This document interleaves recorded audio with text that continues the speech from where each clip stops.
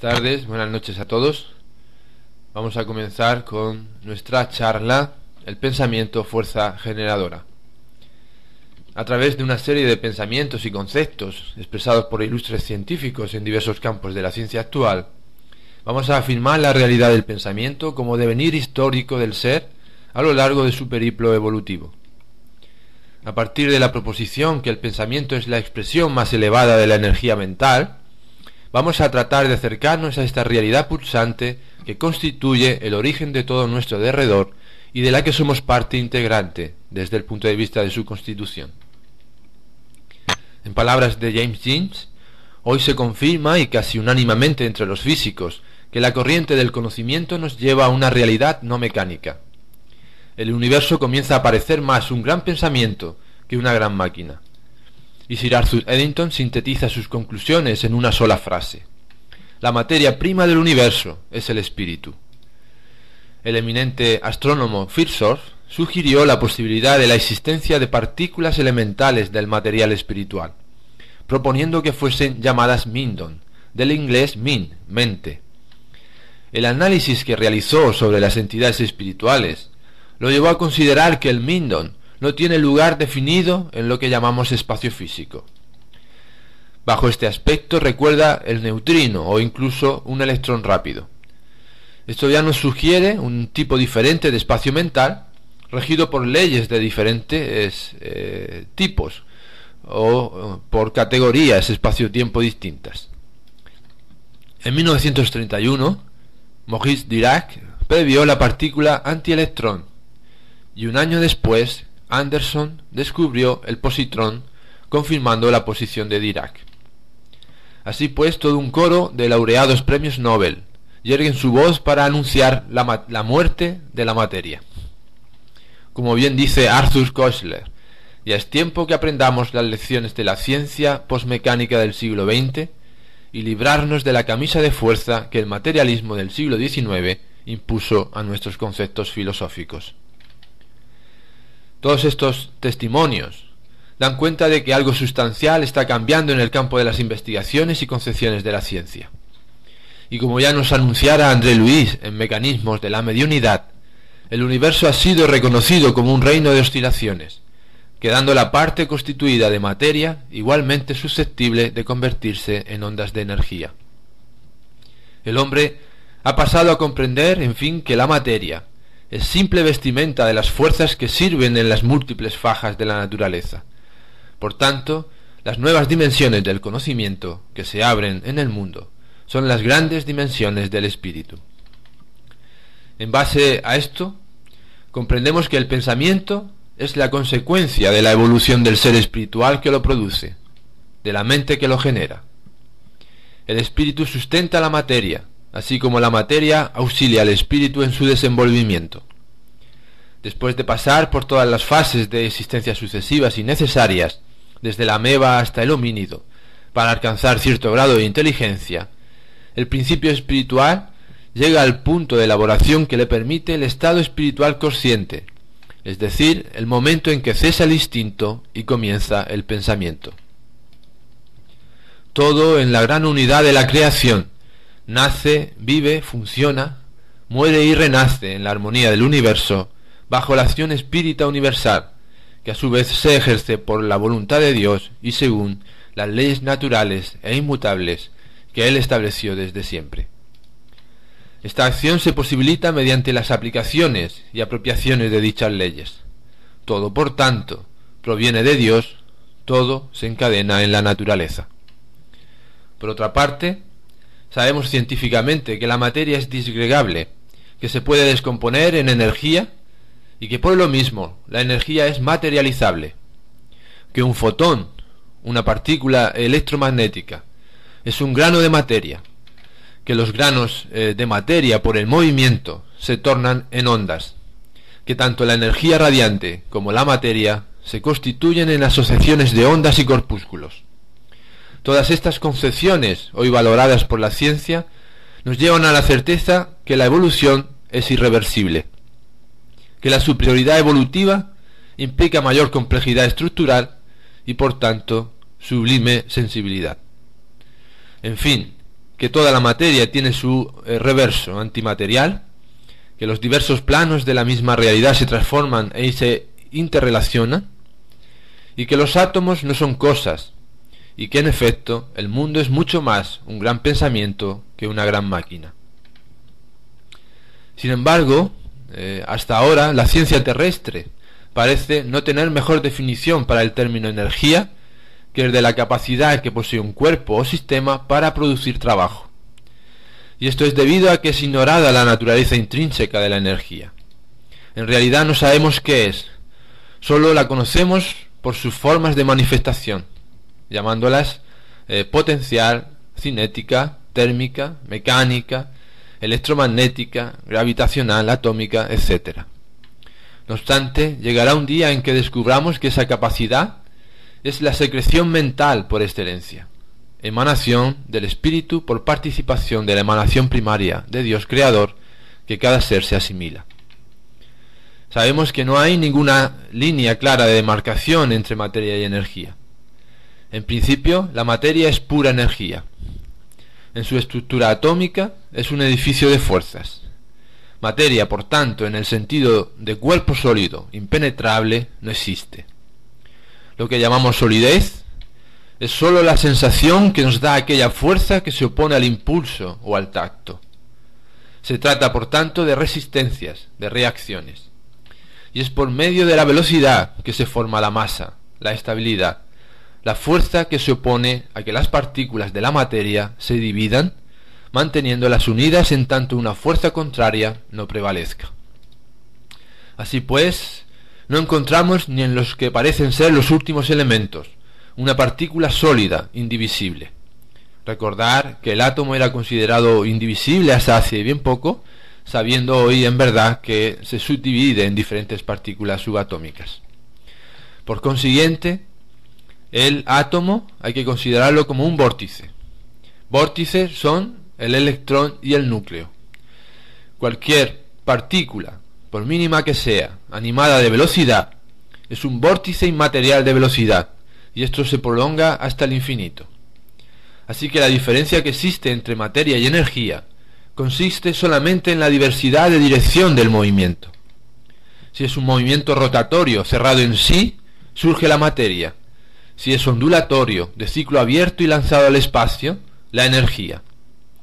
En la gran síntesis de Pietro Ubaldi encontramos que en el principio era el movimiento. El movimiento se concentró en la materia, de la materia nació la energía y de la energía surgiera el espíritu. De este transformismo evolutivo surge el tipo dinámico de vórtice que contiene embrionariamente todas las características fundamentales de la individuación orgánica y del yo personal, es decir, de nuestra realidad espiritual. Para mayor ilustración, en El Camino de la Luz de Emmanuel describe de manera ejemplar el surgimiento de la vida en el planeta, y podemos ilustrarnos. Somos creación del autor divino y debemos perfeccionarnos integralmente.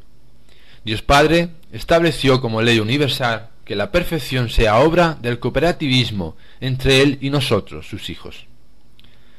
Prosiguiendo entonces en esta línea de razonamiento, una de las formas de conversión de la materia en energía la tenemos ejemplificada en la desintegración atómica. La ciencia de nuestros días, aunque ya comienza a desvelar los secretos de la antimateria, aún desconoce aspectos elementales de la estructura de la energía que no es convertible en materia. Y este es el caso de la energía mental, de la cual el pensamiento es la más elevada expresión. Es capaz de alcanzar, a través de radiaciones de potencia aún no detectables instrumentalmente, el más alto y efectivo poder sustancial que se traduce en fenómenos electromagnéticos inapreciables. Esta es básicamente la energía que organiza el tejido perispiritual y por tanto todos los campos vibratorios que envuelven el espíritu y en los que se mueve en las dimensiones extrafísicas o espirituales. La energía mental es también el sostén desde el que se origina la energetización o poder de las ideas, corporificándolas en formas pensamiento susceptibles de ser extempóreos. Las formas pensamiento son materializadas mediante procesos de densificación utilizados por todos nosotros mucho más de lo que comúnmente podemos pensar. Sin embargo, es mucho más importante poner de relieve el hecho de que esa energía mental siempre retrata como imágenes vivas las emociones y los sentimientos del espíritu encarnado o desencarnado. Esta energía condensa y expresa automáticamente y con rigurosa exactitud cualquier emoción o sentimiento de cualquier ente espiritual bajo diferentes características de forma, color, sonido, densidad, velocidad, frecuencia vibratoria y capacidad de permanencia. Esto significa que las emociones y los sentimientos humanos impregnan y magnetizan el campo energético de las vibraciones del pensamiento por medio de un proceso de superenergetización en el que una especie de quinta esencia de la energía, más poderosa y activa, colorea y cualifica otra especie de energía sin confundirse y sin que se haya entre ellas la posibilidad de mutua conversión. Fue el Maestro Jesús quien reveló esta verdad de forma inconfundible al establecer toda su enseñanza y ejemplificación en el sentimiento de amor con el que resumió toda la ley y los profetas. En síntesis, el pensamiento es un producto del alma y no una secreción del cerebro, como creen la ciencia materialista. El pensamiento nace de las profundidades de la reflexión mental.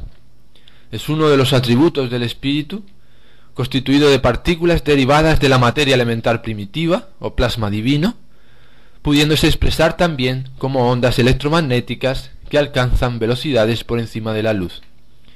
Y hay que recordar la noticia de ayer sobre el positrón, una partícula que se mueve a una velocidad superior a la luz. Este es el resultado del gran colisionador de partículas ubicado ahí en Suiza, y que este descubrimiento anularía la ley de la relatividad general de Einstein. Entonces aprendemos que los espíritus superiores nos enseñan que el universo es un todo de fuerzas dinámicas expresado en el pensamiento del Creador, y cada ser es dueño de una capacidad intrínseca inherente a la facultad de pensar, mediante la que asimila la fuerza emanante de Dios, moldeando e influenciando a su voluntad la propia creación, como ya hemos dejado entrever. Somos, por tanto, co-creadores, cooperadores en la obra divina de la creación. En palabras de André Luis, en los fundamentos de la creación vibra el pensamiento inmensurable del Creador, y sobre ese plasma divino vibra el pensamiento mensurable de la criatura, constituyéndose en el vasto océano de fuerza mental en que los poderes del espíritu se manifiestan. Esto lo podemos encontrar en Mecanismos de la Mediunidad, capítulo 4.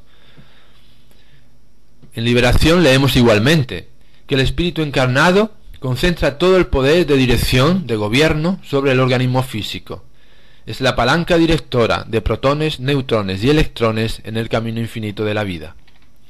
En Misioneros de la Luz aprendemos que en la mente humana se originan las fuerzas que equilibran y restauran los trillones de células del organismo físico.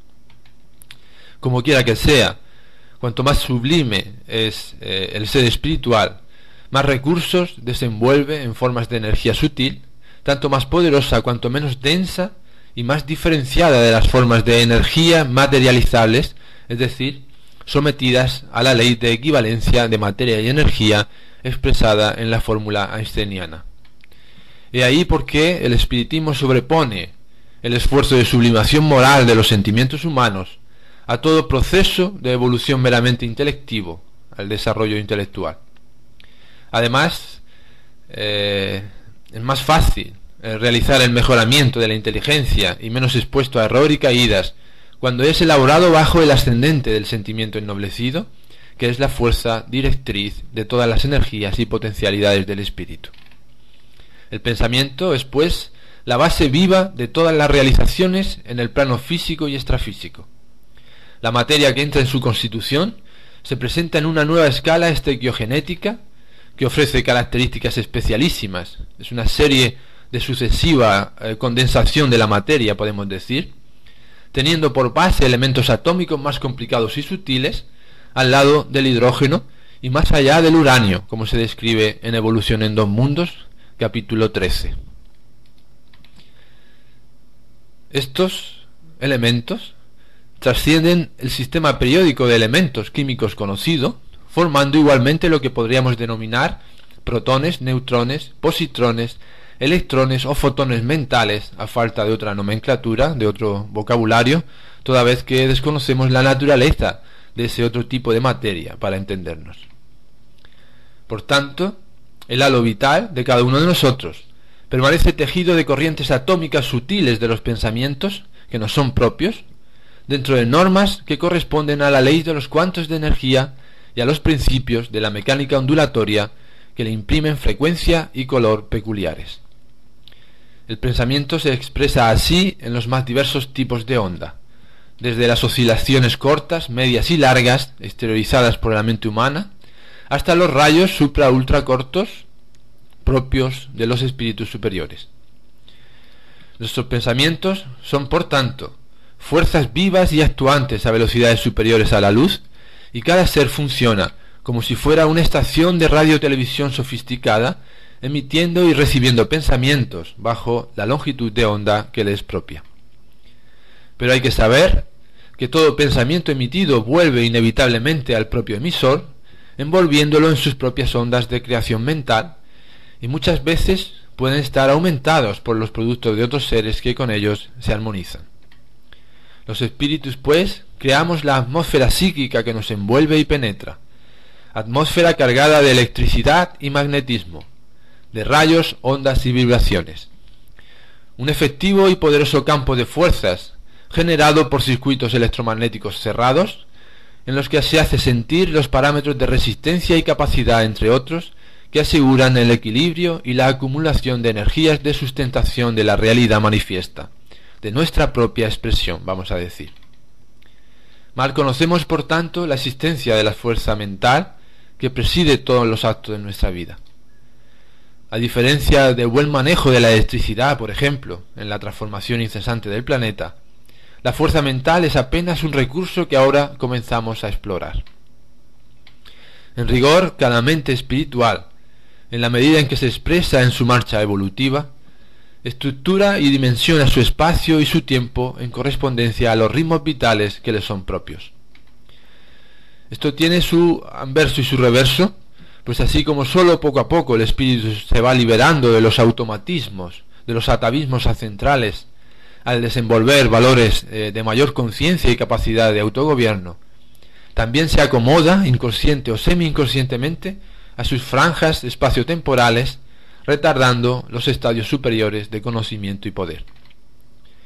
Cada espíritu, articulando los tejidos de fuerza que lo caracterizan y envuelven, construye a través de sinergias funcionales el cosmos individual en que se mueve y por cuyo equilibrio debe responder.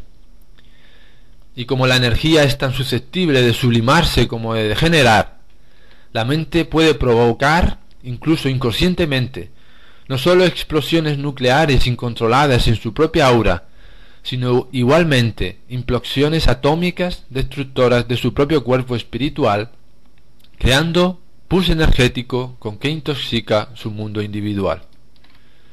Por tanto, si es cierto que la mecánica cuántica nos ofrece ideas nítidas sobre la doble naturaleza ondulatoria corpuscular de la luz, cuyas ondas hace tiempo que se comprobaron que eran transversales y no longitudinales, si también está claro que las vibraciones luminosas consisten en la variación alterna de las intensidades de los vectores eléctricos y magnéticos, y que circuitos eléctricos oscilatorios emiten ondas electromagnéticas invisibles, si ya sabemos más allá de todo esto, que la emisión y absorción de energía se hace por pulsión, a la que Planck denominó quantum, y que Einstein rebautizó de fotón en el caso de la luz, a pesar de todo esto, decimos, todavía es extraño al conocimiento de la física oficial que más allá de las franjas de frecuencia de las ondas conocidas como radiaciones ultravioleta, rayos X, gamma y radiaciones cósmicas, pulsan, laten en el universo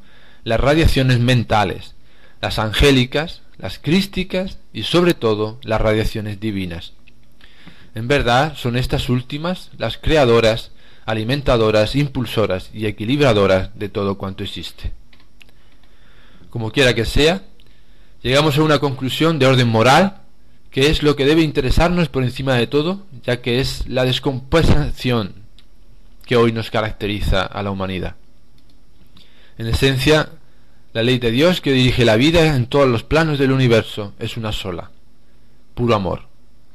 Así que un día aprenderemos que una onda electromagnética no está constituida solamente de electricidad y magnetismo, sino de fuerzas trascendentales, a falta de otra terminología mejor.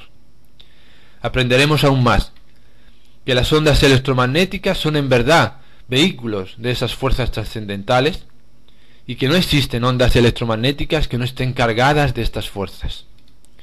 Podemos considerar estas fuerzas en dos órdenes distintos: las ideas y las emociones, que pueden ser positivas o negativas, es decir, integradoras o desintegradoras. Las ideas están siempre presentes en cualquier onda electromagnética, cualquiera que sea su naturaleza. Como las ideas fuerza se expresan en el pensamiento, que es onda electromagnética emitida por la mente, es innecesario esclarecer que las ideas fuerza, cuando están cargadas de emociones, se tornan ideoemotivas, traduciendo cargas de emoción dotadas de poder activo. Cualidades morales y virtudes espirituales son entonces fuerzas vivas, radiactivas, cuyo poder depende de la longitud de onda de la mente que la propaga. Se engañan, por tanto, los que suponen que el poder de la acción se reduce a los actos físicos visibles. Pensar es actuar. Hablar es mover fuerzas vivas de consecuencias inimaginables. Escribir un artículo, una carta, un poema, producir una música o simplemente divagar en las ideas, todo ello es actuar, hacer, emitir y captar fuerzas, agregar o desagregar fuerzas mentales, en fin, participar de la economía de la vida, ya sea para bien o para mal desde el punto de vista de su resultado. Cabe recordar que la responsabilidad es siempre proporcional a la capacidad de cada uno. La mente frágil que piensa el mal produce estragos de pequeñas proporciones porque su acción es de un poder reducido. Pero la mente evolucionada y poderosa que piensa el mal produce una suma mucho mayor de destrucción. Desde este punto de vista, el pensamiento es siempre luz. Una mente intelectualizada que piensa bajo ondas de alta frecuencia vibratoria produce radiaciones que pueden, por ejemplo, ser de color verde o azul. Sin embargo, el verde puede ser encantador o tétrico y el azul puede ser tenebroso o sublime. He ahí por qué los espíritus superiores insisten en que la mayor necesidad humana, la más urgente y decisiva, es la de la adquisición del amor y de las virtudes morales. No lo hacen por cuestiones sentimentaloides. El desarrollo mental sin el correspondiente equilibrio moral es casi siempre un camino abierto al desastre, impulsado por el torbellino de las pasiones. Por eso el Maestro Jesús nos dejó la poderosa advertencia: si la luz que hay en ti son tinieblas, cuán grandes serán tales tinieblas. Y también por eso nos dice en su elevado amor hacia nosotros: brille vuestra luz. Es necesario entender, pues, que las formas pensamiento no son siempre concentraciones energéticas de fácil desagregación. Conforme la naturaleza ideoemotiva de su estructura y la intensidad y constancia de los pensamientos de los que se nutre, puede tornarse verdaderos carcinomas, en monstruosos seres automatizados y actuantes, pero capaces de subsistir por milenios, aunque sean temporarios. La expiación de la que nos habla la doctrina espírita no es sino la catarsis purificadora del mal que infectó al espíritu. A través de ella restauramos la salud y nos libramos de las impurezas que nos afligen y retardan a la conquista de la felicidad. No obstante, los mecanismos expiatorios no obedecen a ninguna única fórmula. Si el dolor disuelve el amor consigue transformarlo, puesto que todo lo que existe es susceptible de servir al bien bajo el comando soberano de la mente espiritual. El mal, sea cual fuere su naturaleza, es siempre una corrupción del bien. Día llegará entonces en que la mente existirá sublimada en comunión con Dios nuestro Padre, gloriosa de sabiduría y amor. Entonces la larva humilde, que se transformará con el tiempo en hombre problema, será un hijo de la luz, esto es, una conciencia iluminada por el bien. Vislumbramos pues el proceso evolutivo orgánico-mental por el que pasa el espíritu, que podemos sintetizarlo en 6 fases principales. La expresión del pensamiento primario, en primer lugar, en el que el lenguaje se presenta de forma instintiva. Son impulsos consecuentes de las necesidades inmediatas. Gracias al proceso de crecimiento filogenético y a los factores mesológicos y sociales, el ser pasa hacia una segunda fase, la premágica, en la que predomina la imaginación rica de mitos que se originan en el miedo, las aspiraciones de equilibrio, de placer, etc.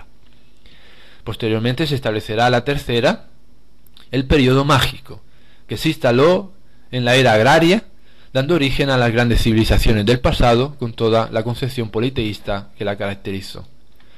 Pasamos a una cuarta fase de naturaleza egocéntrica, caracterizada por la ambición de ser el centro y único interés de todo lo que sucede.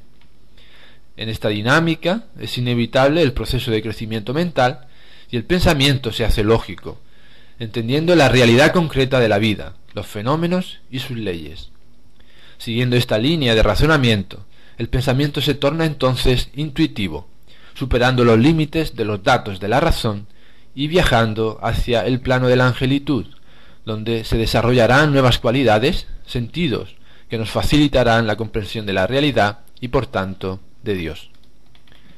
Refiriendo este conocimiento a nuestra propia organización biopsicofísica, desde una visión espírita del pensamiento, la mente plasma en el cerebro la idea a través de múltiples reencarnaciones, evolucionando el ser espiritual desde simple e ignorante, cuando se manifestaba por medio del pensamiento primitivo, hasta el momento en que despliega todas sus potencialidades, fijando su control en los sutiles paneles, compartimentos de su constitución energética. El pensamiento es entonces una radiación de la mente espiritual, dotada de ponderabilidad y de propiedades quimioelectromagnéticas, constituidas por partículas o corpúsculos de naturaleza fluídica, configurándose como materia mental viva y plástica.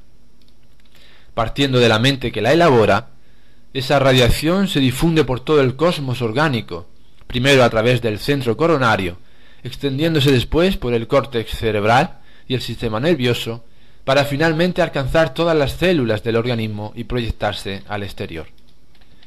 Tal radiación mental, lanzada bajo la forma de ondas electromagnéticas, constituye el fluido mentomagnético, que integrado a la sangre y a la linfa, recorre incesantemente todo el organismo psicofísico, concentrándose en los plexos o centros vitales y exteriorizándose al halo vital, al aura. Del centro coronario, que le sirve de sede, la mente establece y transmite a todo su cosmos vital sus patrones de conciencia y manifestación, determinando el sentido, la forma y la dirección de todas las fuerzas orgánicas, psíquicas y físicas que se le subordinan. A través del centro cerebral, gobierna entonces las actividades sensoriales y metabólicas en cuanto controla la respiración, la circulación sanguínea, las reservas hemáticas, el sistema digestivo y las actividades genésicas por medio de los centros de fuerza correspondientes, que son en este orden el laríngeo, cardíaco, esplénico, gástrico y genésico. Cuando el espíritu se mantiene en franjas de modesta conciencia, la mente actúa en todo esto de manera instintiva, en virtud de los procesos de automatización, de recapitulación espiritual. Mientras tanto, el mayor o menor grado de inconsciencia en la propia actuación en nada disminuye la efectividad de la acción de la mente. La mente actúa mediante el fluido mentomagnético directamente sobre el citoplasma, organizando las fuerzas biopsicosomáticas, sensibilizando y direccionando la actividad celular en el ambiente funcional especializado de cada centro vital. De este modo, satura las diversas regiones del organismo con los principios activos quimioelectromagnéticos resultantes de su metabolismo ideoemotivo saludable o no, feliz o infeliz. Cabe notar, aún, que el fluido mentomagnético no es sólo el instrumento por excelencia de la acción de la mente sobre el fisiopsicosoma, sino igualmente el vehículo que lleva de vuelta a la mente las reacciones fisiopsicosomáticas. Por tanto, está constantemente cargado de fuerzas mentofísicas que le son inherentes, síntesis viva del estado dinámico del ser y de la manifestación de su íntima y verdadera realidad. Es por eso que lo designamos de fluido animal o fluido vital, que son sin duda formas o modalidades por las que se manifiesta, tal como sucede con el ectoplasma. De igual modo que el fluido mentomagnético envuelve y penetra el organismo fisio-psicosomático del ser humano, que modela y comanda en sus más íntimas estructuras, el universo entero vive sumergido, penetrado por el fluido cósmico y vivificador que dimana de la mente paternal de Dios. Como ya hemos dicho, es en Dios que somos y vivimos. Él es nuestra vida y nuestra luz, nuestra esencia y destino. De Él recibimos el don del raciocinio y del movimiento, de la conciencia y de la voluntad.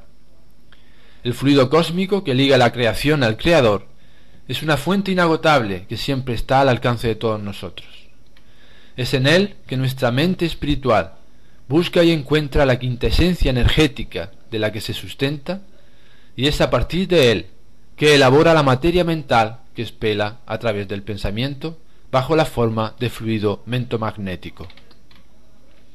Disciplinar y edificar el pensamiento a través de la fijación de la mente en las ideas superiores de la vida, del amor, del arte elevado, del bien, de la inmortalidad, constituyen el objetivo moral de la reencarnación, de modo que la plenitud, la felicidad, la perfección, en definitiva, sea el objeto de nuestra conquista hoy, aquí y ahora.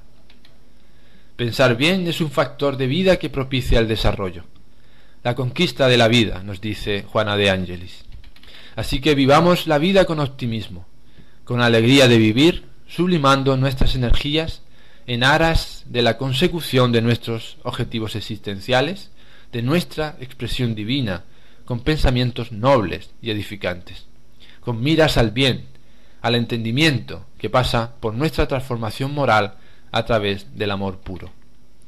Amor hacia nosotros mismos, a nuestros semejantes, y como colorario nos acercaremos cada vez más a Dios, nuestro Padre. Estableceremos al fin el reino prometido por Jesús, un reino de felicidad que nos fue señalado por el pensamiento. A cada uno le será dado según sus obras. Por tanto, según sembremos, así recogeremos. Esparzamos, pues, amor para recoger las alegrías del alma, de la felicidad. Sacrificarse por el bien y la plenitud es una preferencia feliz, ya que nos impulsa hacia la conquista de la angelitud, de aquella fase del pensamiento que nos transpone a las regiones superiores, a la plenitud creadora originada en Dios, la fuente generadora de la vida. Muchas gracias a todos por vuestra atención.